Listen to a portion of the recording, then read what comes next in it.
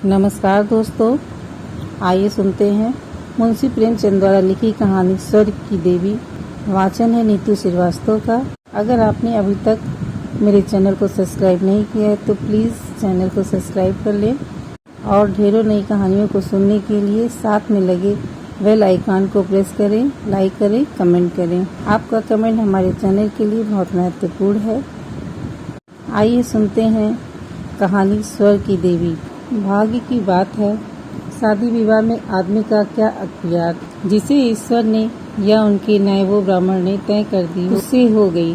बाबू भारत दास ने लीला के लिए सुयोग्य वर खोजने में कोई बात उठा नहीं रखी, लेकिन जैसा घर वर चाहते थे वैसा ना पा सके। वह लड़की को सुखी देखना चाहते थे, जैसा हर एक पिता का धर्म है, किंतु इसके लिए उसकी समझ में संपत्ति ही सबसे जरूरी चीज थी। चरित्र या शिक्षा का स्थान गौण था। चरित्र तो किसी के माथे पर लिखा नहीं रहता और शिक्षा का आजकल के जमाने में मूल्य ही क्या। हाँ, संपत्ति के साथ शिक्षा भी हो तो क्या पूछना। ऐसा घर बहुत ढूंढा पर ना मिला तो अपनी बिरादरी के ना थे। बिरादरी भी मिली तो जायजा ना मिला, जायजा भी मिली तो शर्तें तय ना हो सकी।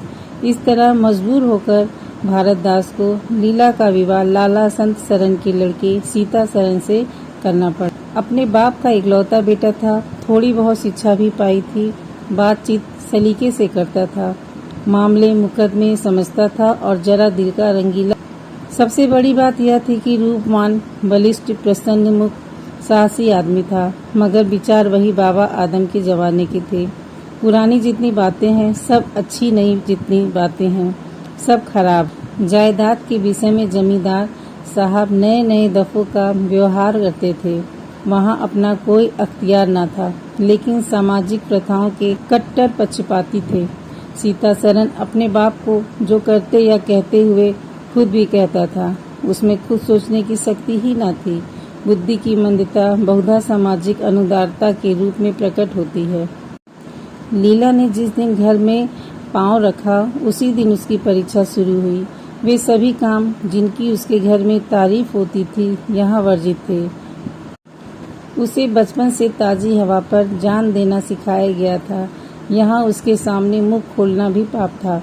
बचपन से सिखाया गया था रोशनी ही जीवन है। यहाँ रोशनी के दर्शन दुर्लभ थे। घर पर अहिंसा, क्षमा और दया ईश्वरीय गुण बताए गए थे। यहाँ इनका नाम लेने की भी स्वाधीनता न थी। संत सरन बड़े तीखे गुस्सेवर आदमी थे, नाक पर मक्खी न बैठने देते। धूर्तता और छल कपट से ही उन्होंने जायदाद पैदा की थी और उसी को सफल जीवन का मंत्र समझते थे। उनकी पत्नी उनसे भी 2 अंगुली ऊंची थी। मजाल क्या है कि बहू अपनी अधीर कोठरी के द्वार पर खड़ी हो जाए या कभी छत पर टहल सके। प्रलय आ जाता, आसमान सिर पर उठा लेती। उन्हें बकने का मर्ज था। दाल में नमक का जरा तेज हो जाना उन्हें दिन भर बकने के लिए काफी बहाना था। मोटी ताजी महिला थी, छींट का घाघरेदार लहंगा पहने, पानदान बगल में रखे, गहनों से लदी हुई, सारे दिन बरोठे में मधमाची पर बैठी रहती। क्या मजाल की घर में उनकी इच्छा के विरुद्ध एक पत्ता भी हिल जाए। बहू की नई नई आदतें देख देख जला करती थी। अब काहे की आबरू होगी, मुंडेर पर खड़ी होकर झांकती है। मेरी लड़की ऐसी दीदा दिलेरी होती तो गला घोट देती। ना जाने इसके देश में कौन लोग बसते हैं। गहने नहीं पहनती, जब देखो नंगी बुच्ची बनी बैठी रहती है। यह भी कोई अच्छे लक्षण है। पीला के पीछे सीता सरन पर भी फटकार पड़ती। तुझे भी चांदनी में सोना अच्छा लगता है, क्यों? तू भी अपने को मर्द कहता रहेगा। यह मर्द कैसा कि औरत उसके कहने में ना रहे। दिन भर घर में घुसा रहता है, मुंह में जबान नहीं है, समझा क्यों नहीं। सीता सरन कहता है, अम्मा जब कोई मेरे समझाने से माने तब तो। माँ मानेगी क्यों नहीं, तू मर्द है कि नहीं। मर्द वह चाहिए कि कड़ी निगाह से देखे तो औरत कांप उठे। सीता सरन, तुम तो समझाती ही हो माँ, मेरे उसे क्या परवाह। समझती होगी बुढ़िया 4 दिन में मर जाएगी, तब मैं मालकिन हो जाऊंगी। सीता सरन, तो मैं भी तो उसकी बातों का जवाब नहीं दे पाता। देखती नहीं हो कितनी दुर्बल हो गई है। वह रंग ही नहीं रहा। उस कोठरी में पड़े पड़े उसकी दशा बिगड़ती जाती है। बेटे के मुख से ऐसी बातें सुन माता आग हो जाती है। सारे दिन जलती, कभी भाग को कोसती, कभी समय को। सीता सरन माता के सामने तो ऐसी बातें करता, लेकिन लीला के सामने जाते ही उसकी मति बदल जाती। वह वही बातें करता था जो लीला को अच्छी लगती। यहाँ तक कि दोनों वृद्धा की हंसी उड़ाते। लीला को इसमें और कोई सुख न था। वह सारे दिन कुड़ती रहती, कभी चूल्हे के सामने न बैठी थी, पर यहाँ पसेरियों आटा थेपना पड़ता, मजदूर और टहलुओं के लिए रोटी पकानी पड़ती। कभी कभी वह चूल्हे के सामने बैठी घंटों रोती। यह बात ना थी कि यह लोग कोई महाराज रसोईया न रख सकते हों, पर घर की पुरानी प्रथा यही थी कि बहू खाना पकाए और उस प्रथा का निभाना जरूरी था। सीता सरन को देखकर लीला का संतप्त हृदय एक क्षण के लिए शांत हो जाता था। गर्मी के दिन थे और संध्या का समय था। बाहर हवा चलती, भीतर देह फूकती थी। लीला कोठरी में बैठी एक किताब देख रही थी कि सीता सरन ने आकर कहा, यहाँ तो बड़ी गर्मी है, बाहर बैठो। लीला, यह गर्मी तो उन तानों से अच्छी है जो अभी सुनने पड़ेंगे। सीता सरन, आज अगर बोली तो मैं भी बिगड़ जाऊंगा। लीला, तब तो मेरा घर में रहना ही मुश्किल हो जाएगा। सीता सरन, बला से अलग ही रहेंगे। लीला, मैं मर भी जाऊं तो भी अलग रहूं। वह जो कुछ कहती सुनती अपनी समझ से मेरे भले ही के लिए कहती सुनती हैं। उन्हें मुझसे कोई दुश्मनी थोड़े ही है। हाँ, हमें उनकी बातें अच्छी ना लगे यह दूसरी बात है। उन्होंने खुद वह सब कष्ट झेले हैं जो वह मुझे झेलवाना चाहती हैं। उनके स्वास्थ्य पर उन कष्टों का जरा भी असर नहीं पड़ा। वह इस 65 वर्ष की उम्र में मुझसे टाँठी हैं, फिर उन्हें कैसे मालूम हो कि इन कष्टों से स्वास्थ्य बिगड़ सकता है।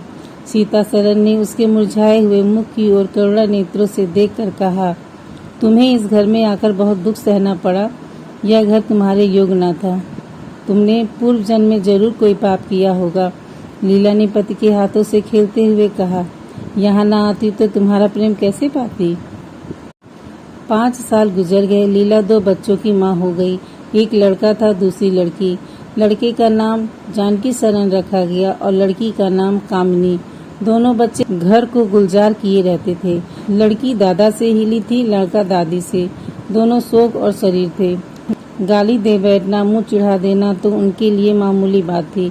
दिन भर खाते और आए दिन बीमार पड़े रहते। लीला ने खुद सभी कष्ट सह लिए थे, पर बच्चों में बुरी आदतों का पड़ना उसे बहुत बुरा मालूम होता था, किंतु उसकी कौन सुनता था। बच्चों की माता होकर उसकी अवगणना ही न। जो कुछ थे बच्चे थे, वह कुछ न थी। उसे किसी बच्चे को डांटने का भी अधिकार न था। सांस फाड़ खाती थी। सबसे बड़ी आपत्ति यह थी कि उसका स्वास्थ्य अब और भी खराब हो गया था। प्रसव काल में उसे वे भी अत्याचार सहने पड़े जो अज्ञान, मूर्खता और अंधविश्वास के शौर की रक्षा के लिए गढ़ रखे हैं। उस काल कोठरी में जहाँ न हवा का गुजर था, न प्रकाश का, न सफाई का, चारों ओर दुर्गंध और सील और गंदगी भरी हुई थी। उसका कोमल शरीर एक बार जो कसर रह गई वह दूसरी बार पूरी हो गई। चेहरा पीला पड़ गया, आंखें धंस गई। ऐसा मालूम होता बदन में खून ही नहीं रहा। सूरत ही बदल गई। गर्मियों के दिन थे, एक तरफ आम पके, दूसरी तरफ खरबूजे। इन दोनों फलों की ऐसी अच्छी फसल कभी ना हुई। अब कि इनमें इतनी मिठास ना जाने कहाँ से आई थी कि कितना ही खाओ मन न भरे। संत सरन के इलाके से आम और खरबूजे के टोकरे भरे चले आते थे। सारा घर खूब उछल उछल खाता था। बाबू साहब पुरानी हड्डी के आदमी थे। सवेरे पसेरी भर खरबूजा चट कर खा जाते थे। मालकिन उनसे पीछे रहने वाली ना थी। उन्होंने तो एक वक्त का भोजन ही बंद कर दिया था। अनाज सड़ने वाली चीज नहीं है, आज नहीं कल खर्च हो जाएगा। आम और खरबूजे तो एक दिन भी नहीं ठहर सकते। सुदनी और थी और क्या। यूं ही हर साल दोनों चीजों की रेल पेल होती थी, पर किसी को कभी कोई शिकायत ना होती थी। कभी पेट में गिरानी मालूम हुआ तो हट की फंकी मार ली। एक दिन बाबू संत सरन के पेट में मीठा मीठा दर्द होने लगा। आपने उसकी परवाह ना की, आम खाने बैठ गए। सैकड़ों पूरा करके उठे ही थे कि कै हुई, गिर पड़े, फिर तो तिल तिल करके कै और दस्त होने लगे। हैजा हो गया। शहर के डॉक्टर बुलाए गए, लेकिन आने के पहले ही बाबू साहब चल बसे थे। रोना पीटना मच गया। संध्या होते होते लाश घर से निकली। लोग दाह क्रिया करके आधी रात घर को लौटे तो मालकिन को भी कै दस्त हो रहे थे। फिर दौड़ धूप शुरू हुई, लेकिन सूर निकलते निकलते वह भी सिधार गई। स्त्री पुरुष जीवन पर्यंत एक दिन के लिए भी अलग ना हुए थे। संसार से भी साथ ही साथ गए। सूर्यास्त के समय पति ने प्रस्थान किया, सूर्योदय के समय पत्नी ने। लेकिन मुसीबत का अभी अंत ना हुआ था। लीला तो संस्कार की तैयारी में लगी थी। मकान की सफाई की तरफ किसी ने ध्यान न दिया। तीसरे दिन दोनों बच्चे दादा दादी के लिए रोते रोते बैठक में जा पहुँचे। वहाँ एक आले का खरबूजा कटा हुआ पड़ा था। 2-3 कलमी आम भी रखे थे। इन पर मक्खियाँ भिनक रही थी। जानकी ने एक तिपाई पर चढ़कर दोनों चीजें उतार ली और दोनों ने मिलकर खाईं। शाम होते होते दोनों को हैजा हो गया और दोनों माँ बाप को रोता छोड़ चल बसे। घर में अंधेरा हो गया। 3 दिन पहले जहाँ चारों तरफ चहल पहल थी, वहाँ अब सन्नाटा छाया हुआ था। किसी के रोने की आवाज़ भी सुनाई ना देती थी। रोता ही कौन? ले दे के कुल 2 प्राणी रह गए थे और उन्हें रोने की सुधि न थी। लीला का स्वाद पहले भी कुछ अच्छा न था, अब तो वह और भी बेजान हो गई। उठने बैठने की शक्ति भी न रही। हरदम खोई सी रहती। न कपड़े लत्ते की सुध थी, न खाने पीने की। उसे न घर से वास्ता था, न बाहर से। जहाँ बैठती वहीं बैठी रह जाती। महीनों कपड़े न बदलती, सिर में तेल न डालती। बच्चे ही उसके प्राणों के आधार थे। जब वही न रहे तो मरना और जीना बराबर था। रात दिन यही मनाया करती थी, भगवान यहाँ से ले चलो। सुख दुख सब भुगत चुकी, अब सुख की लालसा नहीं है। लेकिन बुलाने से मौत किसी को आई है? सीता सरन भी पहले तो बहुत रोया धोया, यहाँ तक कि घर छोड़कर भाग जाता था। लेकिन ज्यों-ज्यों दिन गुजरते गए, बच्चों का शोक उसके दिल से मिटता गया। संतान का दुख तो कुछ माता ही को होता है। धीरे धीरे उसका जी संभल गया। पहले की भांति मित्रों के साथ हंसी दिल लगी होने लगी। यारों ने और भी चंग पर चढ़ाया। अब घर का मालिक था, जो चाहे कर सकता, कोई उसका हाथ रोकने वाला नहीं था। सैर सपाटे करने लगा तो लीला को रोते देख उसकी आंखें सजग हो जाती थीं। कहा अब उसे उदास और शोक मग्न देखकर झुंझला उठता। जिंदगी रोने ही के लिए तो नहीं है। ईश्वर ने लड़के दिए थे, ईश्वर ने ही छीन लिए। क्या लड़कों के पीछे प्राण दे देना होगा? लीला यह बातें सुनकर भौचक्का रह गई। पिता के मुख से ऐसे शब्द निकल सकते हैं? संसार में ऐसे प्राणी भी हैं? होली के दिन थे। मर्दाना में गाना बजाना हो रहा था। मित्रों की दावत का भी सामान किया गया था। अंदर लीला जमीन पर पड़ी हुई रो। त्योहार के दिन उसे रोते ही करते थे। आज बच्चे बच्चे होते तो अच्छे अच्छे कपड़े पहनते, कैसे उछलते फिरते। वही न रहे तो कहाँ की तीज और कहाँ के त्योहार। सहसा सीता सरन ने आकर कहा, क्या दिन भर रोती ही रहोगी? जरा कपड़े तो बदल डालो, आदमी बन जाओ। यह क्या तुमने अपनी गत बना रखी है? लीला, तुम जाओ अपनी महफिल में बैठो। तुम मेरी क्या फिक्र पड़ी है? सीता सरन, क्या दुनिया में और किसी के लड़के नहीं मरते? तुम्हारे ही सिर पर मुसीबत आई है। लीला, यह बात कौन नहीं जानता। अपना अपना दिल ही तो है, उस पर किसी का बस। सीता सरन, मेरे साथ भी तो तुम्हारा कुछ कर्तव्य है।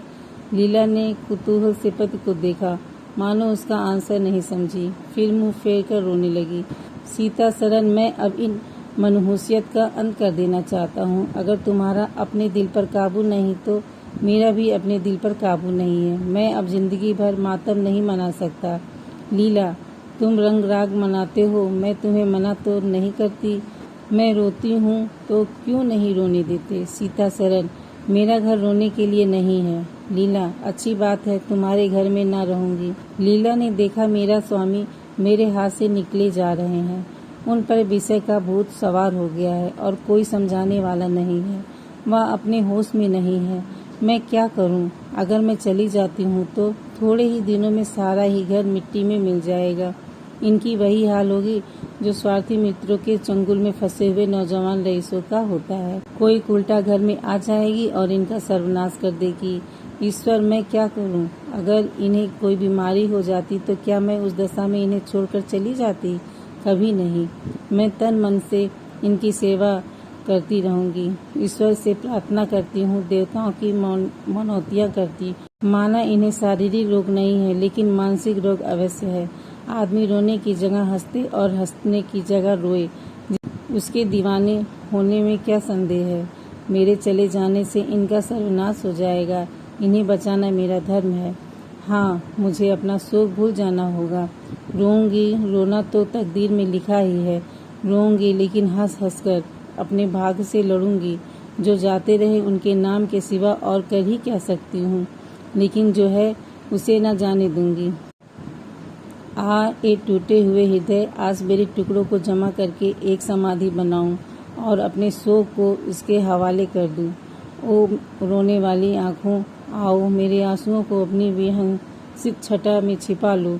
आओ मेरे आभूषणों, मैंने बहुत दिनों तक तुम्हारा अपमान किया है। मेरा अपराध क्षमा करो। तुम मेरे भले दिनों के साक्षी हो। तुमने मेरे साथ बहुत विहार किए हैं। अभी संकट में मेरा साथ दो, मगर देखो दगा न करना, मेरे भेदों को छिपाए रखना। पिछले पहर को महफिल में सन्नाटा हो गया और हू हा की आवाजें बंद हो गईं। लीला ने सोचा, क्या लोग कहीं चले गए या सो गए। एकाएक सन्नाटा क्यों छा गया। जाकर दहलीज में खड़ी हो गई और बैठक में झांककर देखा, सारी देह में एक ज्वाला सी दौड़ गई। मित्र लोग विदा हो गए थे।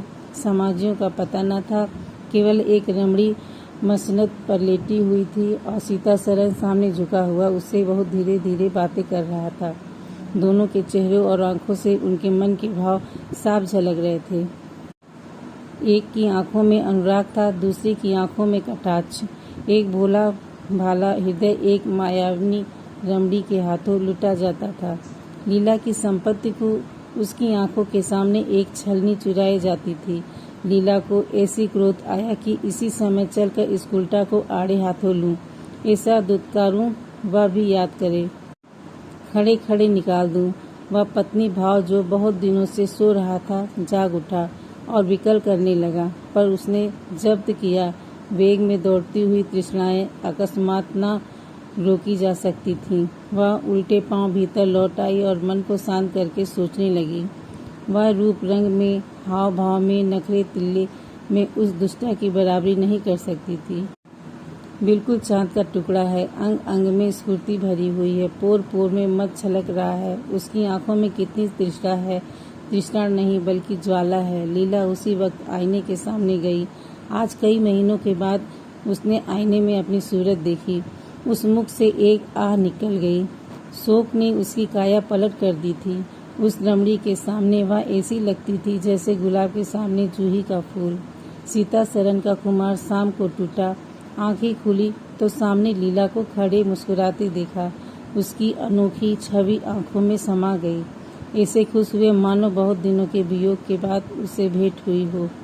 उसे क्या मालूम था कि यह रूप भरने के लिए कितने आंसू बहाए हैं, केसों में यह फूल गूंथने के लिए पहले आंखों में कितने मोती पिरोए हैं। उन्होंने एक नवीन प्रेमोत्सव से उठकर उसे गले लगा लिया और मुस्कुरा कर बोले, आज तो तुमने बड़े बड़े शास्त्र सजा रखे हैं, कहाँ भागूं। लीला ने अपने हृदय की ओर उंगली दिखाकर कहा, यहाँ आ बैठो, बहुत भागे फिरते हो। अब तुम्हें बांध कर रखूंगी। बाग की बहार का आनंद तो उठा चुके हो, अब इस अंधेर कोठरी को भी देख लो। सीतासरन ने लज्जित होकर कहा, उसे अंधेर कोठरी मत कहो लीला, वह प्रेम का मानसरोवर है। इतने में बाहर से किसी मित्र के आने की खबर आई। सीताराम चलने लगे तो लीला ने हाथ उसका पकड़कर कहा, मैं न जाने दूंगी। सीतासरन, अभी आता हूँ। लीला, मुझे डर है कहीं तुम चले न जाओ। सीतासरन बाहर आए तो मित्र महाशय बोले, आज दिन भर सोते हो क्या? बहुत खुश नजर आते हो। इस वक्त तो वहाँ चलने की ठहरी थी ना, तुम्हारी राह देख रही है। सीतासरन, चलने को तैयार हूँ, लेकिन लीला जाने नहीं देगी। मित्र, निरे गौदी ही रहे। आ गए फिर बीवी के पंजे में, फिर किस बिरते पर गरमाए थे। सीतासरन, लीला ने घर से निकाल दिया था, तब आश्रय ढूंढता फिरता था। अब उसने द्वार खोल दिया है और खड़ी बुला रही है। मित्र, आज वह आनंद कहाँ, घर को लाख सजाओ तो क्या बाग हो जाएगा। सीता शरण, भाई घर का बाग नहीं हो सकता पर स्वर्ग हो सकता है। मुझे इस वक्त अपनी क्षुद्रता पर कितना लज्जा आ रहा है वह मैं ही जानता हूँ।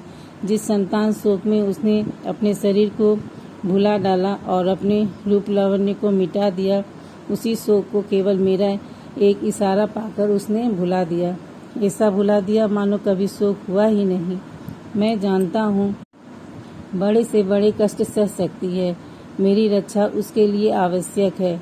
जब अपनी उदासीनता के कारण उसने मेरी दशा बिगड़ते देखी तो अपना सारा शोक भूल गई। आज मैंने उसे अपने आभूषण पहनकर मुस्कुराते हुए देखा तो मेरी आत्मा पुलकित हो उठी। मुझे ऐसा मालूम हो रहा है कि वह स्वर्ग की देवी है और केवल मुझे जैसे दुर्बल प्राणी की रक्षा करने भेजी गई है। मैंने उसे कठोर शब्द कहे, वे अपनी सारी संपत्ति बेचकर भी मिल सकते हैं तो लौट कर ले लेता। लीला वास्तव में स्वर्ग की देवी है।